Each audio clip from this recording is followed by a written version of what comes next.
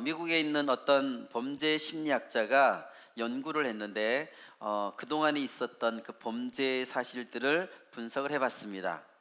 그런데 그 중에 한 범죄의 20%가량의 범죄가 일으켜진 원인이 무엇이냐면 질투 때문이었다고 생겼다는 것을 알게 되었습니다. 질투라는 것은 우리가 죄를 짓는데 이렇게 아주 중요한 역할을 하고 있다는 것을, 질투로 인해서 많은 범죄가 일어난다는 것을 이 사실을 통해서 알 수가 있습니다. 그런데 우리가 어떤 나랑 상관없는, 나의 일과는 상관없는 사람들한테는 질투를 느끼지 않는다고 합니다. 예를 들자면 식당을 운영하는 사람이 어떤 농부가 열심히 일을 잘해가지고 돈을 많이 벌었다 그래서 식당 운영하는 사람이 그 사람한테 질투를 느끼는 것은 아닙니다. 또 이번에 우리 동계 아시안 게임에서 좋은 성적을 거뒀죠. 금메달을 딴 사람들한테 우리가 질투를 느끼진 않죠. 하지만 만약에 내가 같은 분야에서 경쟁 관계에 있는 사람이 있을 때는 그 사람이 잘 될 때 우리가 그 사람한테 시기와 질투가 일어나게 될 수가 있습니다. 대부분 이런 질투의 원인은 무엇이냐? 열등감 때문에 이 질투가 시작된다고 할 수 있습니다. 다른 사람에 비해서 내가 뭔가 부족해 보이는구나, 내가 지금 저 사람보다 뭔가 좀 딸리는구나, 그래서 질투가 올라오는 경우가 대부분이라는 것이죠. 혹시 누군가가 특별한 이유가 없이 여러분들을 미워한 것을 여러분들이 경험해 본 경험이 있을까요? 별로 내가 진짜 잘못한 것도 없는데 도대체 이상하게 나를 미워하고 계속해서 견제하게 됩니다. 확실하게 뭔가 이유는 딱 잡히지 않지만 뭔가 나를 보는 눈이 뭔가 이상하고 되게 차갑습니다. 왜 그러는지 알지 못하지만 나를 싫어합니다. 그럴 때에 우리의 가장 큰 원인이 무엇이냐면 시기, 질투라고 할 수 있습니다. 그런 마음은 그 사람만이 알기 때문에 당하는 사람 입장에서는 어떨 때는 왜 내가 이 일을 당하는지 모르면서 당할 때도 있다는 거죠. 바로 이러한 관계가 오늘 우리가 보는 사울과 다윗의 관계에서 이것을 볼 수가 있습니다. 사울은 지금 열등감에서 시작된 마음이 시기, 질투로 점점 발전하고 있죠. 그것이 점점 더 커져가지고 이제는 드디어 다윗을 죽이려고 하는 데까지 이르게 됐습니다. 그래서 다윗에게 있어서는 사울은 자신의 왕이죠. 또 자기의 장인어른입니다. 그렇지만 영문도 모른 채 험난한 죽임을 당하겠다는 그런 것을 피해서 도망자의 시간을 보내야 된다는 것이죠. 골리앗을 물리친 국민의 영웅이었지만 갑자기 도망자의 신세로 전락해버린 것입니다. 이제는 장인인 사울 왕이 지명수배를 내렸습니다. 그래서 어떤 우리 지금으로 말한다면 정치범이라 할 수 있죠. 정치범으로 내몰리게 됐고 또 집요한 추격을 받으면서 도피 생활로 인해서 너무너무 피곤한 그런 상태에 있습니다. 이러한 도피 생활의 결과, 마지막의 결론은 무엇인가요? 이 시련의 시간을 겪고 난 다음에 우리가 알고 있는 정금 같은 그런 믿음으로, 그런 연단된 신앙으로 다윗은 하나님의 마음에 합한 사람이 되었습니다. 다윗은 이 쫓기는 생활 그 가운데서 오히려 평생 동안 같이 할 사람들을 만나게 되고 나중에 통일 왕국의 이스라엘을 이끌어갈 인재들을 거기서 얻게 되는 것이죠. 이 죽을 것 같이 힘들었던 이 시간들을 통과하면서 이 시간들 때문에 위대한 다윗 왕이 태어나올 수 있게 된 것입니다. 사울은 그렇지 않죠. 다윗처럼 이런 시간이 없었기 때문에, 갑자기 왕이 되었기 때문에 결국은 나중에는 결국 타락하고 말았습니다. 다윗은 이 자기의 가장 젊은 시기 20대 때 이런 황금 같은 시기에 도망자로 지내면서 하나님과 항상 하나님을 생각하면서 동행했기 때문에 하나님의 마음에 맞는 사람이 될 수가 있었습니다.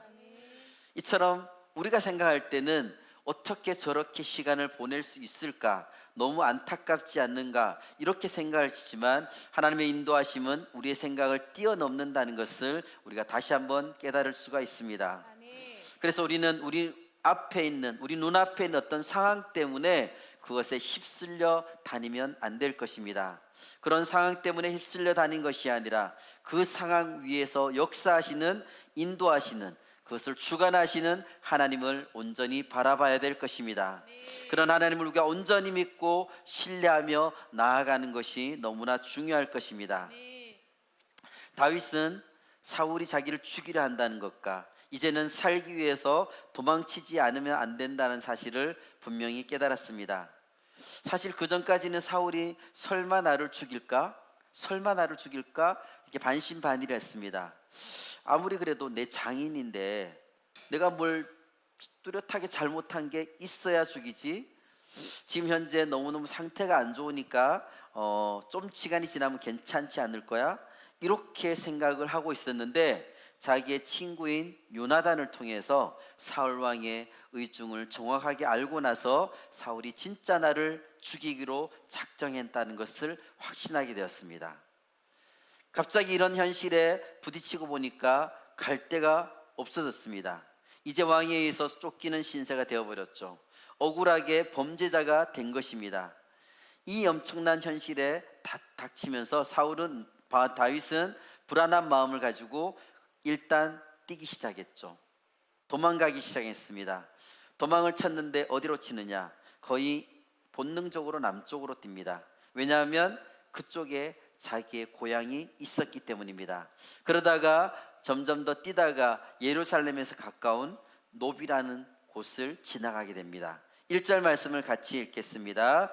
다윗이 노베에 가서 제사장 아히멜렉에게 이르니 아히멜렉이 떨며 다윗을 영접하여 그에게 이르되 어찌하여 내가 홀로 있고 함께하는 자가 아무도 없느냐 하니. 당시 이 노비라는 곳은 원래 실로에 그 당시에 성소가 있었는데 블레셋 민족에 의해서 파괴를 당했습니다. 그래서 이곳에 성소가 옮겨져 있었습니다. 그래서 아주 되게 중심적인 역할을 하는 장소였죠. 이 노베 제사장 아히멜렉은 실로에 있던 성소의 대제사장이 있던 엘리 제사장의 후손이었습니다. 사무엘을 키워줬지만 영적으로 어두웠던 그런 엘리 제사장의 후손이 바로 이 아히멜렉입니다. 다윗은 이때 이렇게 너무나 기가 막히게 자기의 삶이 그렇게 꼬여있는 그런 자기의 삶에 대해서 도대체 하나님의 뜻이 무엇일까? 하나님의 뜻이 무엇인가를 알기 위해서 이 성소로 오게 되었습니다. 그런데 우리가 다윗은 너무나 위대한 사람이라 알고 있지만 여기서는 계속해서 실수를 하고 있는 것을 보게 됩니다. 쫓겨서 도망가다 보니까 판단력이 흐려진 건지 잘못된 결정들을 계속해서 내리는 것을 볼 수 있습니다. 그럼에도 여기서 우리가 알아야 될 것은 다윗이 사울에게 죽음의 위협을 당하고 쫓기는 그 상황 속에서도 하나님을 간절하게 붙잡고자 하는 그 마음을 잃어버리지 않았다는 것입니다. 다윗이 처음 현실을 깨닫고 고향 자기의 베들레헴에 있는 남쪽을 향해서 뛰어간다고 할 수 있습니다. 어디로 가야 될까? 고향으로 가야 되겠다. 우리 사람들이 어떤 큰 일을 당할 때에 우리 집이 있는 곳, 고향을 우리가 향해 가게 되죠. 그렇지만 우리가 언제든지 내가 원하는 대로 내가 고향을 바로 갈 수 있는 것은 아니죠. 하지만 우리가 갈 수 있는 고향이 있습니다. 바로 어디냐? 바로 이 교회입니다. 우리는 위기를 당하면 우리는 교회로 뛰어가야 됩니다. 교회가 우리의 영적인 고향이기 때문입니다. 주변에 있는 분들 중에서 어릴 때 이렇게 교회를 쭉 다니다가 그 다음에 크면서 교회를 안 다니는 사람들이 좀 있습니다. 그런데 그 사람들이 어떤 외롭고 힘들고 너무너무 그 어떤 압박감에 의해서 삶이 힘들어졌을 때에 고향으로 돌아오는 경우들이 있죠. 그래서 나중에 컸다가 나중에 어떤 어려움 속에서 다시 교회로 돌아오는 경우들이 있습니다. 그래서 우리는 이 교회가 어떤 사람이든지 힘들고 어려운 사람들이 왔을 때에 그들이 이곳에서 평안하게 머무를 수 있는 공간이 되어줘야 될 것입니다. 교회가 그 당시에 지금의 교회는 구약 시대의 성소는 아닙니다. 그렇지만 이곳은 하나님의 임재가 있는 곳입니다. 하나님은 어디나 계시기 때문에 우리가 어디서나 하나님을 만날 수 있지만 하나님의 백성이 함께 모여 있는 이 교회말로 하나님이 확실하게 임재하시는 것을 체험할 수 있는 곳이 바로 이 교회입니다. 지금 여러분들이 어떤 일로 힘들어하고 있습니까? 어떤 것에 쫓기며 살고 계십니까? 그러면 그 자리에서 우리는 큰일 났다, 어떻게 하지? 이렇게 하는 것이 아니라, 걱정하는 것이 아니라 바로 우리의 영적인 고향인 이 교회로 오는 것입니다. 급한 일이 생겼을 때에 새벽을 깨우면서 우리는 기도해야 됩니다. 셀가족 예배에 나와서 열심히 찬양하고 나눔하고 같이 기도 제목을 나누면서 기도하면 됩니다. 금요기도에 나와서 우리가 부르짖고 기도하고 응답받도록 합시다. 우리에게는 언제든지 주님께 나아갈 시간과 장소가 준비되어 있다는 것이 우리에게는 너무나 큰 축복입니다. 다른 데서 헤매지 말고, 다른 곳에 기웃거리지 말고 주님의 몸된 교회 앞에 나와서 우리 앞에 있는 모든 문제를 해결받으시는 우리 베델 가족들 되시기를 원합니다. 어려움이 닥친 때가 바로 우리가 주님을 찾아야 될 때죠. 주님의 인도하심이 필요한 때입니다. 교회 안에서 우리의 문제들이 해결받는 축복이 우리 모두에게 있어야 될 것입니다. 제사장 아히멜렉은 성소 안으로 지금 급하게 뛰어들어온 다윗을 보고 놀라서 묻습니다. 어떻게 동행하는 사람도 없이 혼자서 오셨습니까? 평소에는 그의 군대들 막 1000명이나 되는 부하들을 이끌고 다니던 사람이 혼자 왔으니까 깜짝 놀란 것입니다. 그러자 다윗이 뭐라고 대답을 했습니까? 2절 말씀을 같이 읽겠습니다. 다윗이 제사장 아히멜렉에게 이르되 왕이 내게 이를 명령하고 이르시기를 내가 너를 보내는 것과 내게 명령한 일은 아무것도 사람에게 알리지 말라 하시기로 내가 나의 소년들을 이러이러한 곳으로 오라고 말하였나이다. 다윗은 지금 자기가 사울 왕의 특별한 명령을 받았다고, 비밀스러운 일을 나한테 이렇게 명령하셨다고, 그 명령을 받아서 왔다고 거짓말을 하고 있습니다. 사울이 이렇게 명령한 적이 없습니다. 그동안 우리가 다윗에 대해서 알았던 것은 하나님 앞에 너무나 신실하고 하나님과 동행했던 그런 다윗의 삶을 우리가 알고 있지만, 지금 도망자가 되어서 쫓기는 상황이 된 지금 너무나 급하니까 거짓말이 나온 것입니다. 우리도 때로는 거짓말을 할 때가 있죠. 남에게 피해를 주지 않으니까 괜찮으면서 하얀 거짓말을 할 때도 있습니다. 사실 우리가 어떤 그런 거짓말 때문에 하나님께서 나에게 주신 축복을 우리가 놓칠 수 있다는 것이죠. 나는 그냥 순수한 특별하게 다른 사람을 해치지 않는 거짓말이라고 하지만 슬쩍 내뱉는 이 거짓말 때문에 다른 사람이 피해가 될 수가 있다는 것입니다. 실제로 다윗이 여기서 이렇게 거짓말을 했기 때문에 나중에 끔찍한 일이 벌어지게 됩니다. 제사장들이 사울에게 모두 죽임을 당하게 되었습니다. 그렇기 때문에 우리는 그냥 하얀 거짓말이지만 이런 것들도 우리는 거짓말을 절대 정당화해서는 안 될 것입니다. 이러한 다윗의 모습을 보면서 우리가 생각해야 될 부분은, 다윗과 같이 위대한 믿음의 사람, 하나님 인정하시는 그 사람도 급박한 상황이 되면 이렇게 무너질 수 있구나. 그 누구도 완벽한 사람은 없구나. 아무리 하나님이 인정하시는 사람이라 해도 결코 완전한 사람이 없구나. 불완전하다는 것을 우리에게 알려주고 있습니다. 다윗도 우리와 마찬가지로 거짓말을 하고 연약한 모습이 있다는 것이죠. 그렇지만 이 다윗을, 연약한 이런 다윗을 사용해서 하나님의 뜻을 이루어가고 있다는 것을 우리가 알 수 있습니다. 사람이 악을 행할지라도 하나님은 하나님의 선이 우리를 통해 이루어지는 것을 보여주고 계십니다.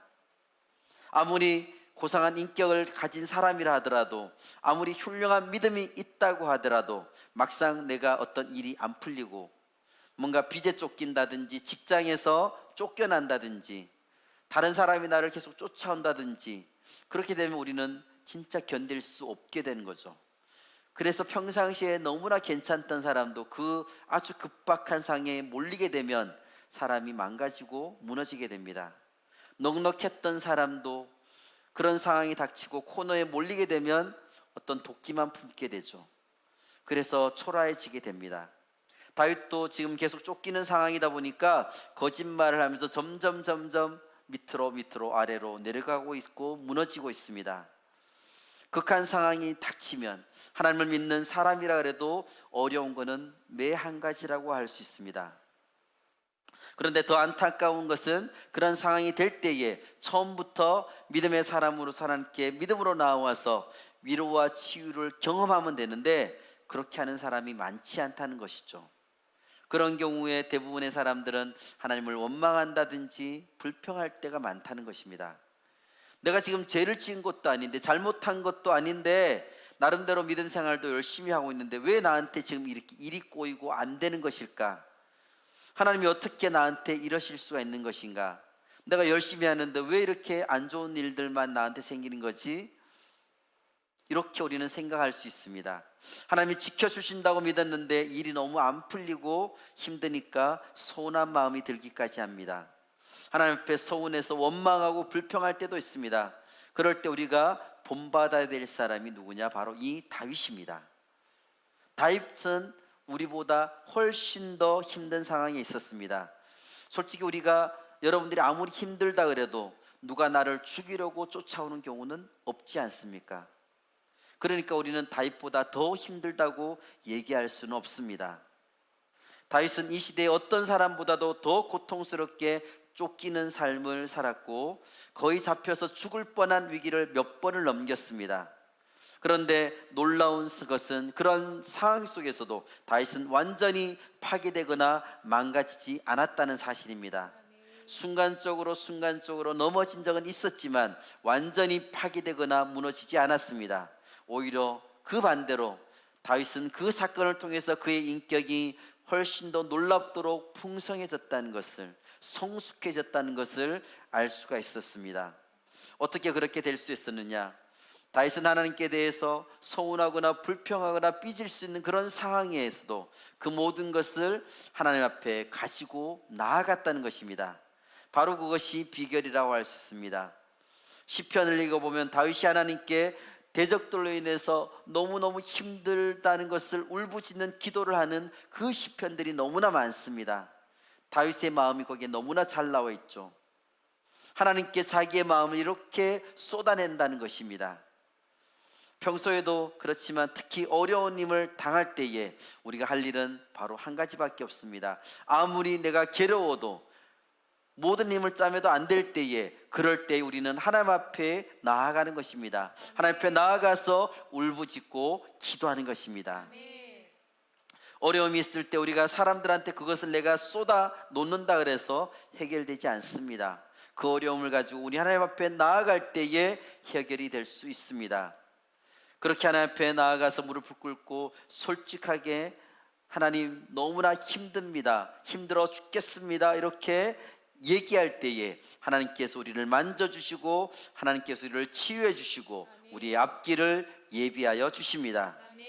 그렇게 되면 아무리 쫓기는 삶의 고통 중에 있더라도 우리는 절대 패배하지 않습니다. 오히려 쫓기면서도 성숙해질 수가 있고 다윗과 같은 그런 성숙도가 우리에게 똑같이 일어날 수가 있다는 것이죠. 다윗도 죽음의 위협 속에서 쫓기는 사람이었지만 그래도 다른 데 가지 않고 높 땅에 있는 성소 하나님의 집으로 그는 들어갔습니다. 그렇기 때문에 하나님은 기적과 같이 그 일을 통해서 그의 믿음과 사명을 끝까지 지켜주셨다는 것입니다. 우리도 어떤 어려움들이 있을 때에 딴 데 가지 말고 딴 데 기웃거리지 말고 하나님 앞에 나오면 됩니다. 주님의 성소에 나와서 주님께 그것을 가지고 주님께 울부짖어 기도하면 됩니다. 그럴 때 주님께서 우리의 믿음을 지켜주시고 우리 주님 주신 그 사명을 잘 감당할 힘을 더하여 주실 것입니다. 아멘. 3절과 4절 말씀을 같이 읽겠습니다. 이제 당신의 수중에 무엇이 있나이까? 떡 5덩이나 무엇이나 있는 대로 내 손에 주소서 하니 제사장이 다윗에게 대답하여 이르되 보통 떡은 내 수중에 없으나 거룩한 떡은 있나니 그 소년들이 여자를 가까이만 하지 아니하였으면 주리라 하는지라. 다윗은 놀라면서 물어보는 아히멜렉에게 먹을 것을 달라고 지금 요청하고 있죠. 그러자 아히멜렉은 그냥 우리가 먹는 평범한 그 떡은 없지만 거룩한 떡은 있다고 합니다. 여기서 거룩한 떡은 진설병입니다. 성소에 진열해 놓은 12개의 빵을 얘기하죠. 성소 안에는 등대가 있고 분향단이 있고 상이 있습니다. 그 상 위에 매 안식일마다 이스라엘 12지파의 숫자대로 빵을 올려놓습니다. 이것을 거룩한 떡 진설병이라고 합니다. 이것을 이제 그 일주일마다 안식일마다 교체하는데, 교체하고 나온 그 떡을 이 제사장들이 먹는 것이죠. 5절과 6절 말씀을 같이 읽겠습니다. 다윗이 제사장에게 대답하여 이르되 우리가 참으로 3일 동안이나 여자를 가까이 하지 아니하였나이다. 내가 떠난 길이 보통 여행이라도 소년들의 그릇이 성결하겠거든. 하물며 오늘 그들의 그릇이 성결하지 아니하겠나이까 하매 제사장이 그 거룩한 떡을 주었으니 거기는 진설병 곧 여호와 앞에서 물려낸 떡밖에 없었음이라. 이 떡은 더운 떡을 드리는 날에 물려낸 것이더라. 안식일에 따뜻한 빵을 올릴 때는 일주일 동안 있었던 빵을 이제 바깥으로 내놓으면서 제사장들이 그것을 먹게 되죠. 아히멜렉은 제사장들만이 먹을 수 있는 이 진설병을 다윗에게 주는데, 사실 이것은 너무나 심각한 일이죠. 왜냐하면 율법을 어기는 것이기 때문입니다. 그런데 바로 이 사건이 일어난 다음에 1000년쯤 지난 다음에 예수님이 이 안식일에 밀밭을 지나다가 손으로 밀을 비벼 먹는 이 제자들에게 바리새인들이 안식일에 금지된 일을 했다고 지금 비방하는 것을 들으시고 이 사건을 인용해서 지금 말씀하고 있습니다. 누가복음 6장 3절에서 5절 말씀을 같이 읽겠습니다. 예수께서 대답하여 이르시되 다윗이 자기 및 자기와 함께한 자들이 시장할 때에 한 일을 잊지 못하였느냐. 그가 하나님의 전에 들어가서 다만 제사장 외에는 먹어서는 안 되는 진설병을 먹고 함께한 자들에게도 주지 아니하였느냐. 또 이르시되 인자는 안식일의 주인이니라 하시더라. 아멘. 율법이 생명보다 우선하는 것이 아니라는 것이죠. 아히멜렉은 이 율법의 그 정확한 뜻을 잘 알고 있었고, 그래서 그대로 실천한 것입니다. 율법의 원래의 정신은, 핵심 정신은 하나님을 사랑하고 이웃을 사랑하는 것이죠. 지금 당장 굶어 죽어가고 있는 사람이 있는데 못 본 채 하는 것은 하나님의 뜻이 절대 아니라는 것입니다. 죽어가는 사람을 먼저 살려내는 것이 율법의 원래 핵심 정신입니다.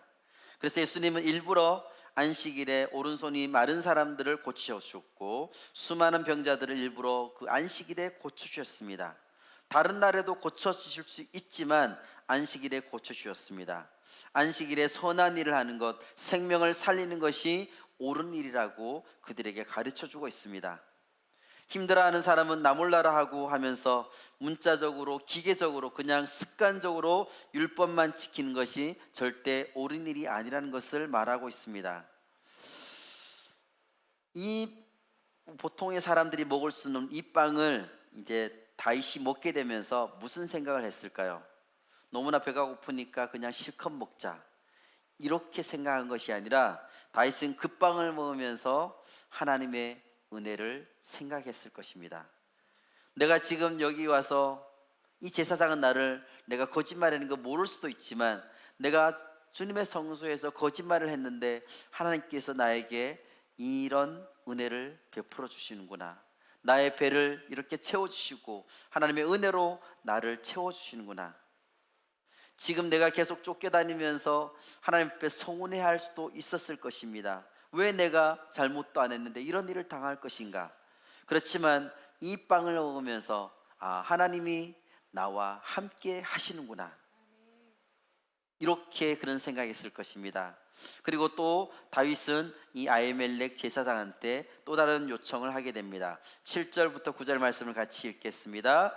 그날에 사울의 신하 한 사람이 여호와 앞에 머물러 있었는데 그는 도액이라 이름하는 에돔 사람이요 사울의 목자장이었더라. 다윗이 아히멜렉에게 이르되 여기 당신의 수중에 창이나 칼이 없나이까?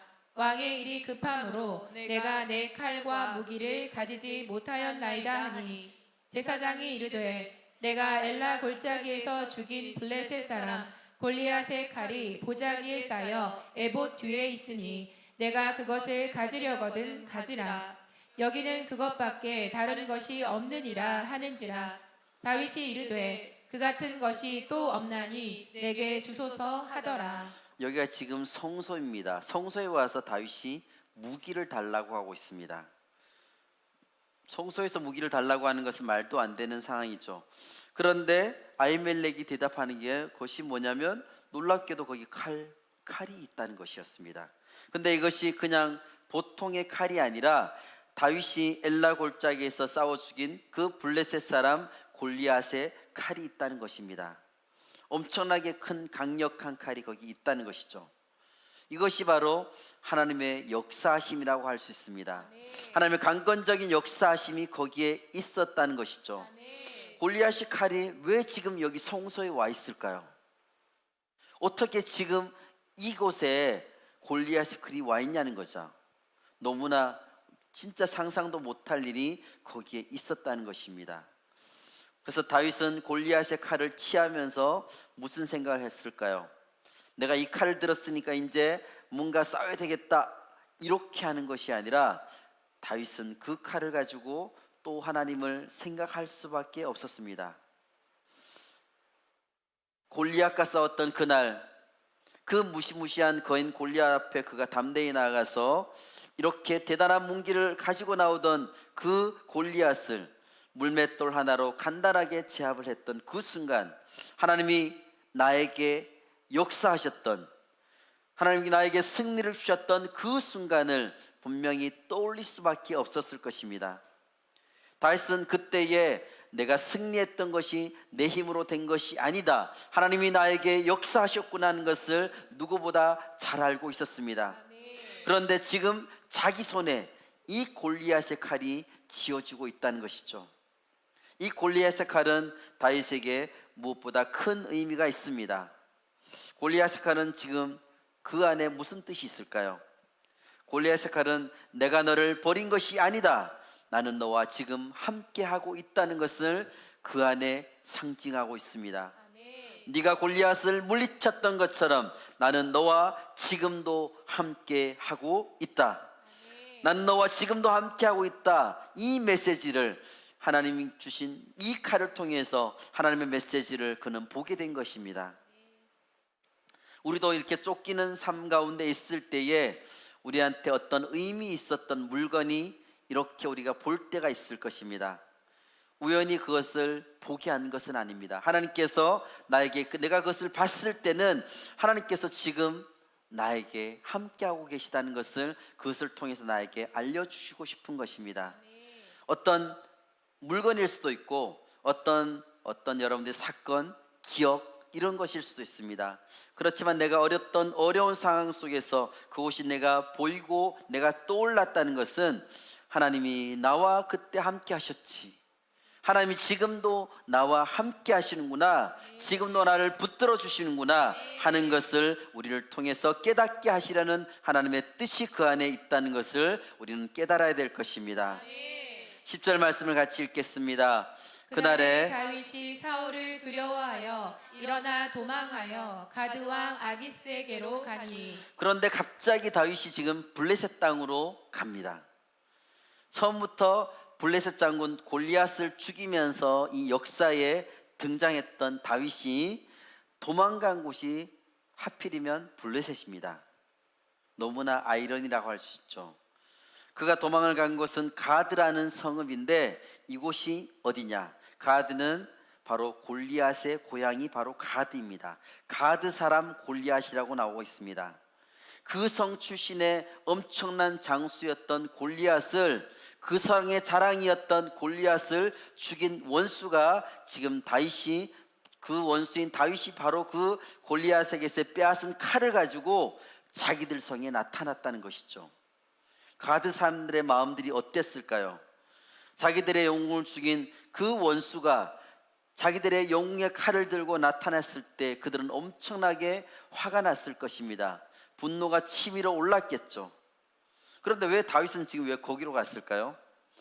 그만큼 지금 다윗은 엄청나게 급했다는 것을 알 수 있습니다. 사울의 군대가 자기를 추격해 오려고 하는 이때에 더 이상 사울의 군대가 추격할 수 없는 곳, 그곳이 바로 어디냐? 이스라엘의 원수인 블레셋 땅밖에 없다고 생각했습니다.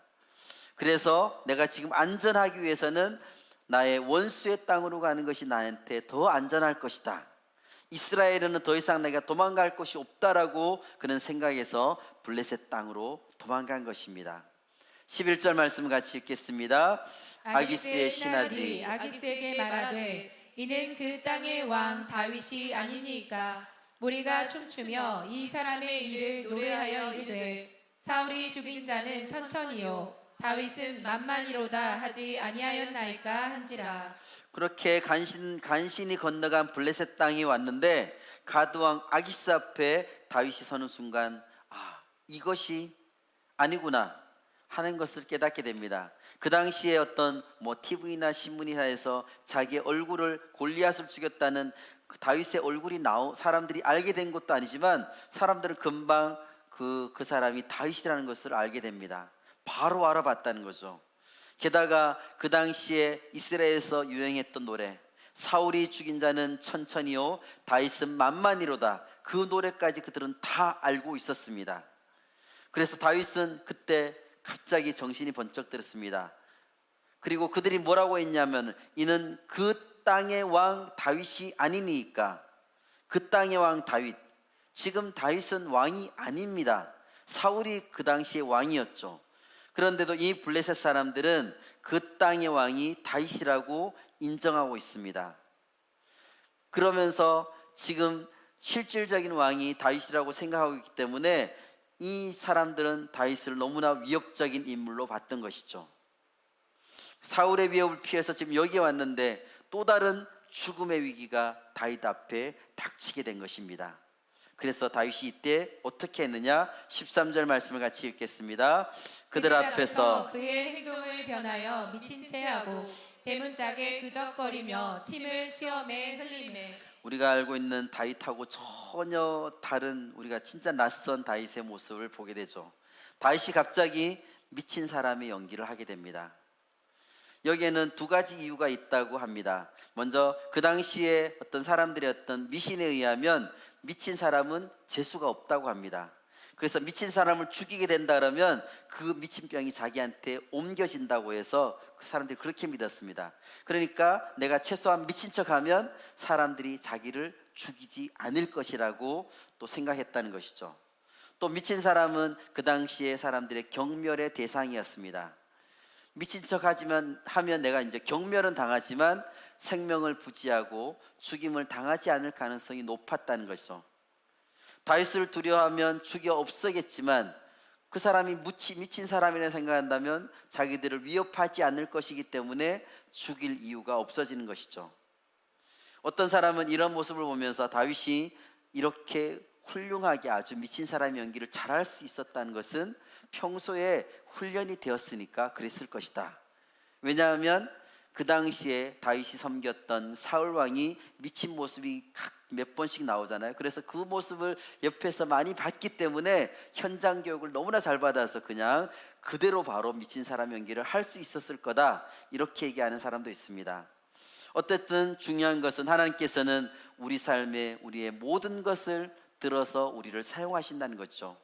우리 삶 속에서 어떤 것이 주님 앞에 쓰임받을지는 우리가 지금은 다 알 수가 없다는 것입니다.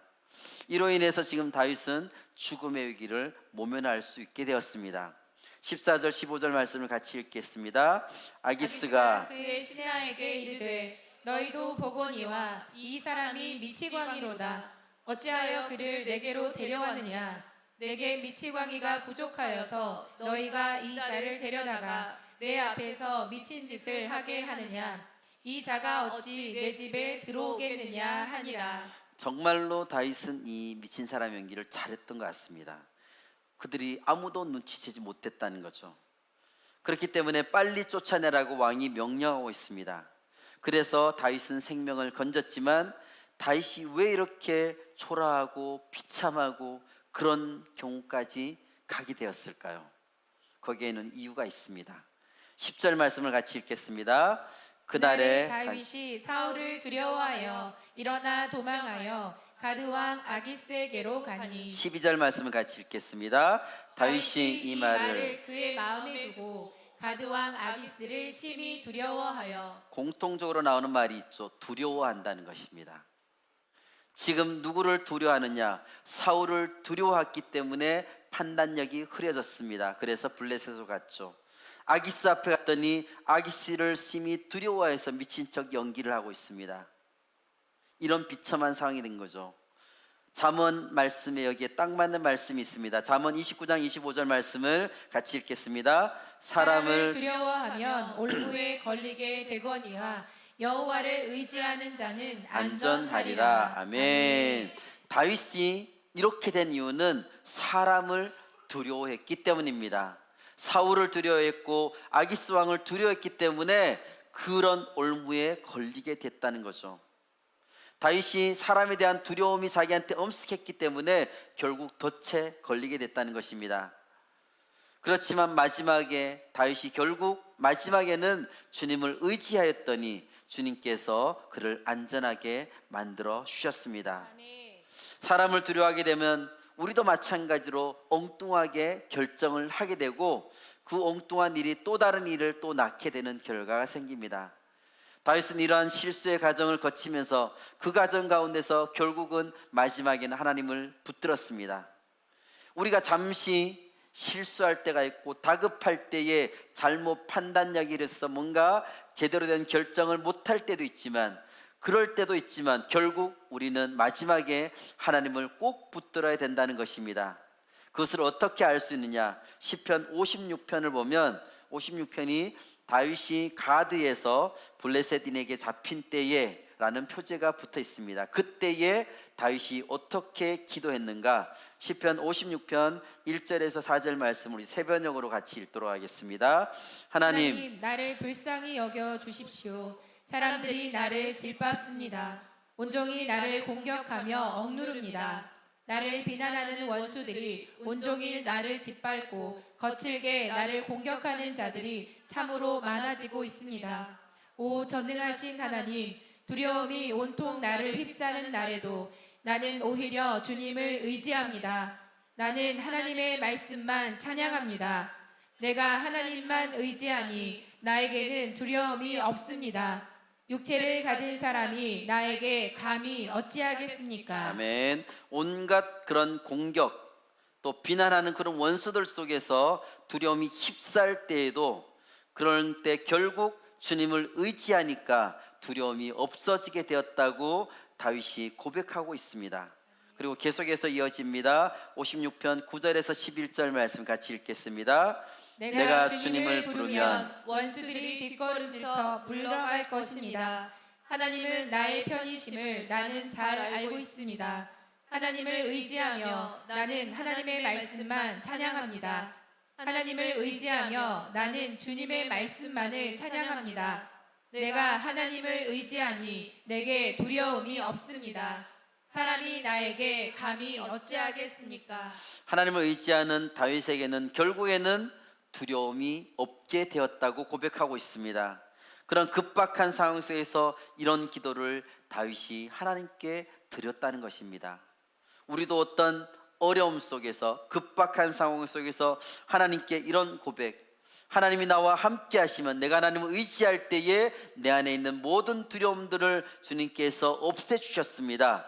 이렇게 고백할 수 있는 우리 모두가 되어지기를 원합니다.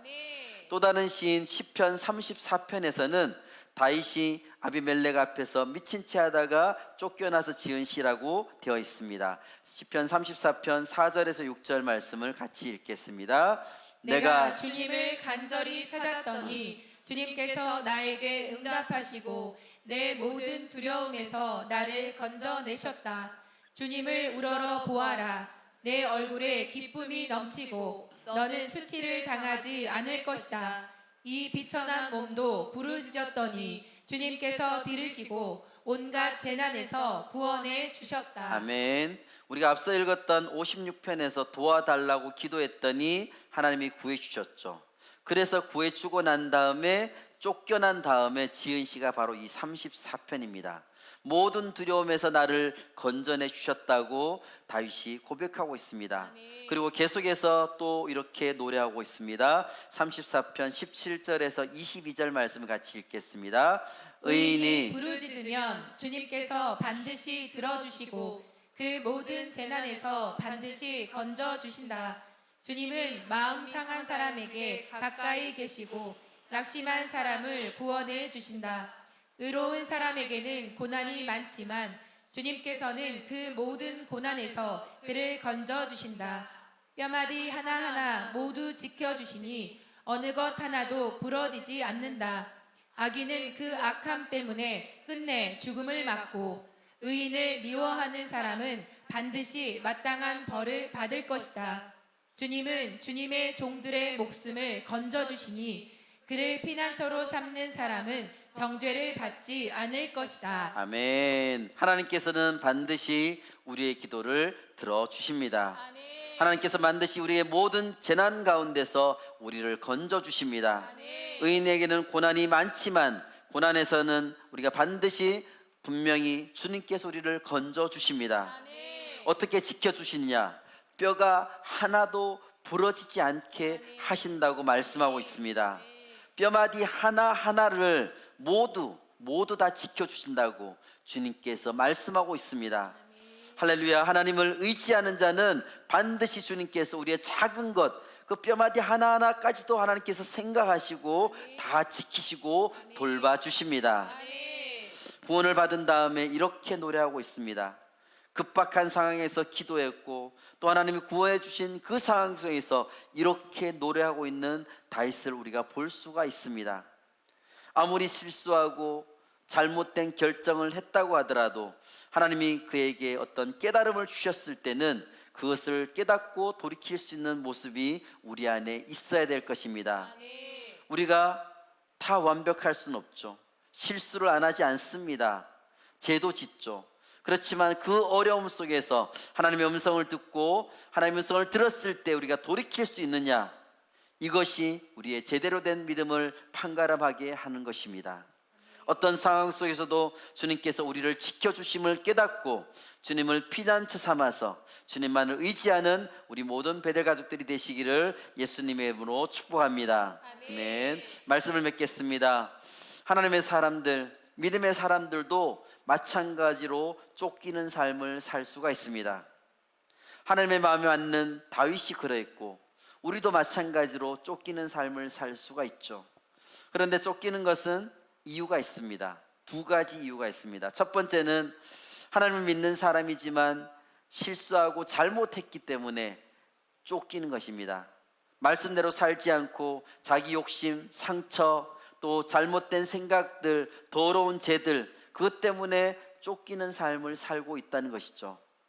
그렇게 쫓기는 삶을 살고 있는 사람들은 방법은 간단합니다. 빨리 회개하고 정리하는 것입니다. 우리가 알면서도 정리를 못할 때가 있죠. 빨리 회개하고 정리하는 것이 유일한 해결책이라고 할 수 있습니다. 우리가 회개할 건 내가 회개하고, 내가 정리할 것은 정리하고, 버릴 것은 빨리 버리고, 포기할 것은 빨리 포기하고, 내가 당해야 될 것은 빨리 당하고, 마음속에 숨겨 있는 것은 빨리 하나님 앞에 고백하는 것, 그래야지만 우리 안에 그 문제가 빨리 해결되는 것입니다. 이것은 내가 잘못해서 벌어진 일이기 때문에 거기에 대해서 우리는 이의를 제기할 사람들은 없을 것이라 생각합니다. 그렇지만 또 한 가지 경우, 내가 잘못한 경우가 아닌데 우리가 쫓기는 경우, 상황 때문에 쫓기는 경우가 우리에게 있습니다. 다윗도 마찬가지죠. 그럴 때 내가 생각하는 것은 분명히 하나님께서 뭔가 나에게 더 큰 일을 맡기시기 위해서 이렇게 나를 훈련시키라는 것을 우리는 분명히 깨달아야 될 것입니다. 만일 그러한 상황이 우리가 그 가운데 쫓기는 삶에 우리가 처했을 때에 우리는 두 가지를 붙들고 나아가면 됩니다. 첫 번째, 쫓기는 삶 속에서 승리하는 비결 첫 번째는 뭐냐면 절대 하나님을 떠나지 않습니다. 아멘. 절대 하나님을 떠나지 않는다는 것입니다. 아무리 내가 바쁘고 쫓기고 스트레스를 받아도 예배와 말씀과 기도를 포기하지 않는 것입니다. 어려울수록 더욱더 주님 앞에 나아간다는 것입니다. 바쁘다고 해서 우리가 꼭 해야 될 예배와 말씀과 기도를 포기하지 않고 꼭 그것을 지키는 우리 모든 베델 가족들 되시기를 원합니다. 우리 모든 베델 가족들 주님 앞에 예배하는 것에 꼭 성공하도록 합시다. 하나님의 말씀 읽는 것에 성공하도록 합시다. 하나님께 부르짖고 기도하는 것에 꼭 성공하도록 합시다. 아멘. 쫓기는 삶 속에서 승리하는 비결, 첫 번째는 하나님을 절대 떠나지 않는 것이죠. 두 번째는 무엇이냐? 하나님 주신 사명을 잊어버리지 않고 꼭 붙드는 것입니다. 하나님 주신 사명을 잊어버리지 않고 우리가 꼭 붙드는 것. 많은 사람들은 바쁘다는 것 때문에 우리에게 주신 하나님의 비전과 사명을 잊어버린 채 살아가고 있는 경우들이 있습니다. 자기 마음대로 살아갑니다. 일단 내 앞에 지금 바쁜 거 급한 거 이것부터 빨리빨리 해결해야 돼. 먼저 처리하고 나중에 비전과 사명을 내가 찾아봐야지. 하지만 그렇게 우리의 삶의 태도가 되어 있으면 나중에 내가 그걸 해야 되지 하다 보면 결국 우리 삶에는 계속해서 급한 일들, 쫓기는 삶이 우리를 계속 그렇게 몰아가게 됩니다. 그래서 결국 우리는 비전과 사명을 쫓아가는 삶을 살지 못하게 된다는 것이죠. 그래서 우리는 그 쫓기는 삶을 따라가다 보면 하나님께서 나에게 주신 그 사명을 우리는 이룰 수가 없게 됩니다. 오히려 우리는 쫓기는 시간, 그 바쁜 시간에 그 와중에서도 우리는 시간을 내고 우선순위를 들여서 하나님이 기뻐하신 일을 우리는 해야 될 것입니다. 다른 사람들이 봤을 때 저 바쁜 사람 지금 뭐 하고 있는 거지? 그럴 때 우리는 말씀을 차분히 앉아서 읽어야 된다는 것이죠. 저 정도 능력도 안 되는 사람 지금 뭐 하고 있는 거냐라고 할 때 그래도 우리는 우리에게 맡겨진 사역을 더 열심히 하고 영혼 구원의 사명을 우리는 더 감당해야 될 것입니다. 하나님께서 나에게 주신 그 달란트를, 은사를 사용해서 주님의 교회를 든든하게 세워놓으며 또 주님을 기쁘시게 하는 일을 열심히 해야 될 것입니다. 아무리 바쁘더라도 주님 주신 사명을 꼭 붙들고 나아가지 않는다면 우리는 바쁜 삶, 쫓기는 삶 속에서 우리는 결코 승리할 수가 없습니다. 우리에게 밀려오는, 우리를 급하게 만드는, 쫓기게 만드는 그 삶 가운데서 우리는 중심을 확실하게 지켜야 될 것입니다. 주님 주신 사명을 꼭 붙들고 나를 부르신 목적을 다시 한번 되새기는 시간이 되어야 될 것입니다. 예배와 말씀과 기도에 성공함으로써 바쁜 삶 속에 함몰되지 않고 승리하는 우리 모든 베델 가족들이 되시도록 주님 예수님이라고 축복합니다. 또 쫓기는 삶 속에서 승리하기 위해서 주님 주신 비전과 사명을 꼭 붙들고 나아가는 우리 모든 베델 가족들이 되시기를 예수님의 이름으로 축복합니다. 아멘.